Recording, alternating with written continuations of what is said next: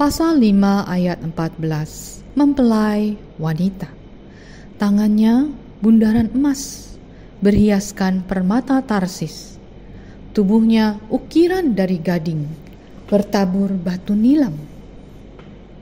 Tangan Tuhan Yesus seperti bundaran emas yang berhiaskan permata Tarsis atau beril. Tangan menunjukkan perbuatan yang dilakukan Tuhan untuk kita. Kekasih Tuhan, jika kita membayangkan tangan Tuhan yang menggenggam kita, dihiasi dengan permata beril. Genggaman tangan Tuhan begitu lembut, selembut emas, begitu murni, dan sudah teruji dengan pengorbanannya di atas kayu salib bagi kita. Jika kita buka genggaman itu dan melihat telapak tangannya, apakah yang ada di dalamnya? Yesaya 49 ayat 16, lihat, aku telah melukiskan engkau di telapak tanganku, tembok-tembokmu tetap di ruang mataku. Dalam terjemahan King James Version dituliskan bahwa kata melukiskan adalah graven atau mengukir. Tuhan mengukir kita di telapak tangannya. Bahkan sesungguhnya lebih dari ukiran, karena tangan itu kini berlubang setelah Tuhan Yesus dipaku di kayu salib. Kekasih Tuhan, jika temanmu bertanya, mengapa kita begitu sakit asmara ingin berjumpa dengannya? Kasih setianya begitu besar dalam kehidupan kita. Tangan Tuhan berhiaskan permata beril. Permata ini adalah salah satu permata pada tutup dada imam besar. Imam besar kita, Kristus Yesus. Keluaran 28 ayat 20. Jajar yang keempat. Permata pirus atau beril, krisopras dan nefrik.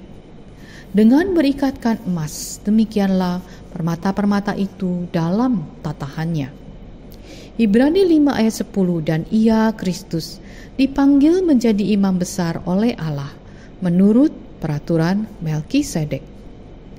Permata beril juga adalah dasar ke-8 dari tembok Yerusalem baru, Wahyu 21 ayat 20. Kilauan permata beril serupa dengan penampakan roda-roda di samping keempat makhluk yang ada dalam penglihatan Yehezkiel 1 sampai 16.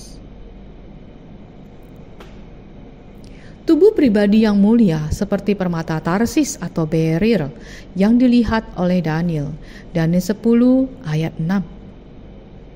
Tidak mengherankan tangan Kristus dibandingkan dengan cincin emas yang bertatakan permata beril. Kelembutan emas dihiasi dengan keras dan kuatnya batu permata. Inilah kasih Tuhan Yesus kita, begitu lembut dan kuat dalam menopang, kuat dalam mendidik, juga kuat dalam menghancurkan segala yang jahat yang menyerang di hidup kita.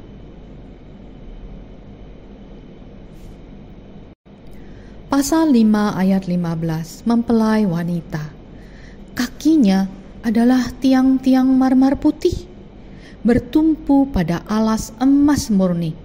Perawakannya seperti gunung Libanon, terpilih seperti pohon-pohon aras. Kaki Kristus adalah tiang atau pilar, menunjukkan kekuatan dan keteguhan. Kaki Yesus Kristus tidak dipatahkan di kayu salib. Meskipun kaki para pencuri dipatahkan, di atas kaki Kristus terletak beban keselamatan kita. Mazmur 75 ayat 3. Bumi hancur dan semua penduduknya, tetapi akulah yang mengokohkan atau menanggung tiangnya. Kaki Kristus sebagai tiang yang menanggung kehancuran manusia oleh dosa, sehingga kita bisa selamat dan tetap hidup di dalam Dia. Kaki menunjukkan instrumen untuk bergerak dan pendukung tubuh, seperti pilar marmer, putih, lurus, berbentuk baik dan kuat, menunjukkan keteguhan dan stabilitas kerajaan Kristus di atas semua pertentangan. Kaki Kristus adalah tiang marmer putih, mengacu kepada celana imam besar ketika ia melayani dalam hal-hal suci yang merupakan tipe Kristus, yang terbuat dari linen yang dipintal dan terbuat dari benang yang dilipat 6 kali, dan karenanya begitu tebal dan kuat, dan menjadi seperti pilar marmer untuk warna, ketegasan, dan kekakuan. Kaki Kristus dengan perbandingan demikian menunjukkan kekuatan dan kuasa Kristus untuk menanggung dan mendukung apa yang telah atau sedang diletakkan di atasnya. Seluruh alam semesta, bumi, dan semua yang ada di dalamnya. Perjanjian kasih karunia, berkat-berkat dan janji-janjinya yang merupakan dasar dan fondasinya. Seluruh gereja, pribadi-pribadi dari semua orang pilihan yang diwakilinya dalam kekekalan dan sekarang dalam waktu. Semua dosa dan pelanggaran mereka diletakkan di atasnya dan ditanggung olehnya. Di dalam tubuhnya, di kayu salib, pemerintahan umatnya di pundaknya, beban-beban mereka, dan mereka yang dibawa pencobaan, godaan, dan penderitaan mereka. Kaki yang menyatakan kuasa Kristus dalam menginjak-injak dan menghancurkan semua musuhnya dan musuh-musuh umatnya, baik ketika di kayu salib dan sekarang di surga, di mana ia harus memerintah sampai semua musuh diletakkan di bawah kakinya. Kaki sebagai instrumen berjalan menunjukkan jalan-jalannya yang penuh kasih, anugerah, dan belas kasihan. Demi umatnya, kekasihnya, kaki yang seperti pilar-pilar marmer, murni, kokoh, dan konstan. Kaki Kristus beralaskan emas murni mungkin mengacu pada kebiasaan di negara-negara timur, di mana sandal mereka diikatkan di sekitar kaki dengan pita emas, atau sepatu mereka dihiasi dengan emas dan batu-batu mulia, atau bahkan terbuat dari benang emas, pasti terlihat sangat indah. Kaki Kristus ketika dihubungkan dengan celana linen putih imam besar berkenaan dengan kebenaran Kristus yang murni dan tak bercacat, dan kemuliaan dan keunggulannya yang menutupi ketelanjangan orang-orang kudus, menyembunyikan semua ketidakmurnian mereka, dosa-dosa mereka yang asli dan yang sebenarnya, sehingga membuat kita dapat diterima di hadapan Allah Bapa.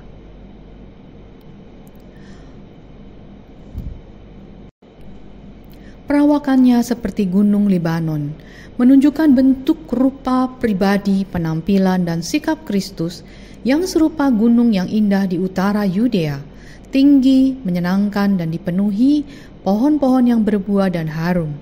Suatu penampilan yang sangat menyenangkan, yang dengannya Kristus dapat dibandingkan, karena Kristus begitu tinggi, lebih tinggi dari raja-raja di bumi, lebih tinggi dari para malaikat di surga, dan lebih tinggi dari surga itu sendiri. Lebih mulia dan lebih baik dari gunung itu atau gunung lainnya.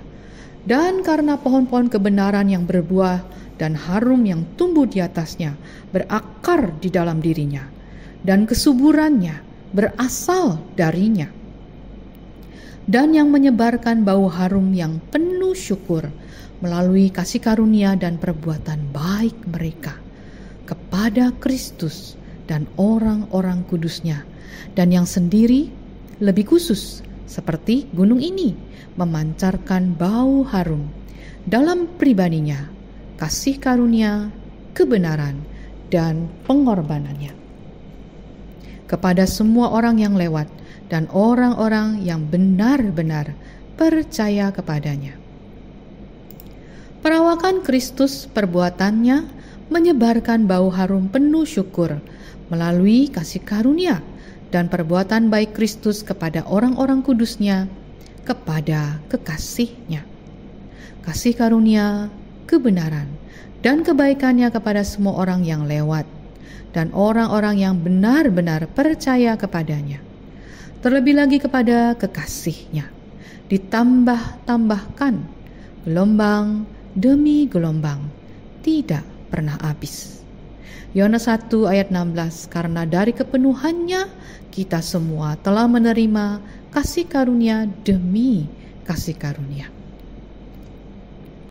Pasal 5 ayat 16, mempelai wanita. Kata-katanya manis semata-mata. Segala sesuatu padanya menarik. Demikianlah kekasihku, demikianlah temanku, hai putri-putri Yerusalem. Kata-kata Kristus semata-mata manis. Kekasih Tuhan oleh karena Tuhan Yesus Kristuslah, maka Injil bisa dinyatakan. Injil yang berarti kabar baik. Inilah firman Injil yang manis, yang menyelamatkan. Kata-kata dalam firman-Nya, doktrin-doktrin Injil, janji-janji yang berharga dari Injil, undangan-undangan yang baik yang diberikan, dan hal-hal yang menenangkan yang diucapkan di dalamnya. Ya, perintah-perintah Kristus dalam firman-Nya tidak mendukakan, tetapi menyenangkan dan menggembirakan. Kata-kata Kristus yang manis menunjukkan rasa yang dapat diartikan baik secara aktif untuk membedakan rasa Kristus antara hal-hal yang jahat dan yang baik, dan antara hal-hal yang jasmani dan rohani, dan bagaikan makanan lezat yang Ia sediakan bagi umat-Nya. Kasih karunia-Nya manis bagi orang percaya. Ya, Tuhan Yesus Kristus sungguh menawan dalam pribadinya, jabatan-jabatannya, umat-Nya, firman-Nya, dan tata caranya. Keindahannya sempurna. Tidak ada yang kurang. Tuhan Yesus Kristus demikian bagi semua orang, bagi Bapa-Nya, para malaikat, dan orang-orang kudus. Dia adalah semua keinginan. Dia memiliki semua keunggulan, kesempurnaan, dan kepenuhan di dalam Dia. Dia berdiri di hadapan umat-Nya. Bagi kita, Dia adalah segalanya. Bahkan semua dalam semua. Kita tidak menginginkan siapapun kecuali Dia. Dan sekarang dengan gambaran tentang Dia ini, para putri Yerusalem tidak lagi bingung untuk mengetahui siapa Dia dan bahwa Dia pasti lebih disukai daripada semua orang terkasih lainnya. Dan gereja atau kekasih Tuhan menutup pasal ini dengan menyatakan minat kepadanya, imannya kepadanya, dan kasih kepadanya yang semakin bertambah ketika kita berbicara tentang Dia. Inilah kekasihku, yang sering ia atau kita panggil demikian, dan tetap menjadi kekasihnya. Karena meskipun kita telah banyak menderita untuknya, tidak ada yang dapat memisahkan kita dari cintanya kepada kita. Dari kamu, kekasih Tuhan.